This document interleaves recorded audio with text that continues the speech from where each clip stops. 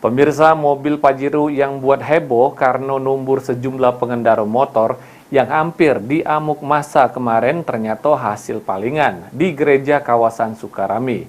Jero aksinya, pelaku menggasak mobil punya dulurnya dewe itu dengan cara nuker kunci remote mobil.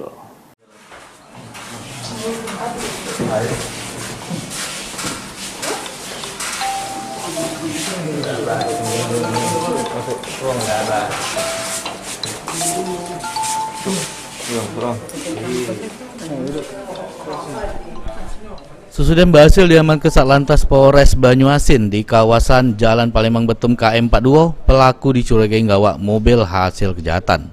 Pelaku bernama Kevin Dorantes Siagian, 19 tahun, mahasiswa Unsri digiring tim Sunyi Senyap Unit 3 Jatanras ke Mapolda Sumsel.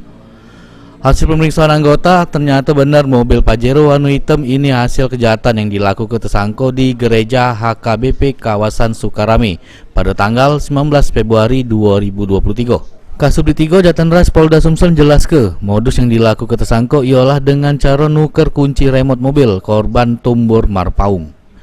Dengan modal kunci remote itulah, kemudian tersangka dengan mudah nggasak mobil korban.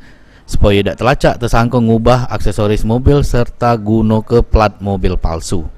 Modusnya pelaku membawa kunci atau remote keyless itu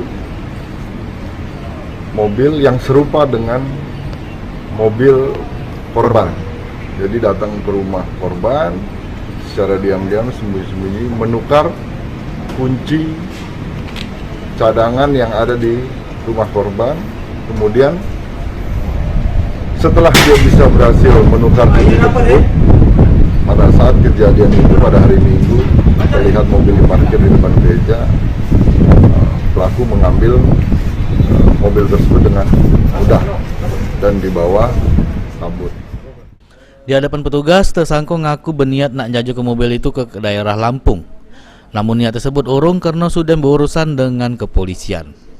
Tersangka sampai nekat nggasak mobil yang diketahui punya dulurnya dewe ini karena kepepet untuk bayar utang. Akibat ulahnya, tersangka harus mempertanggungjawabkan perbuatannya mendekam di sel tahanan Polda Sumsel. Mulyadi, PAL TV.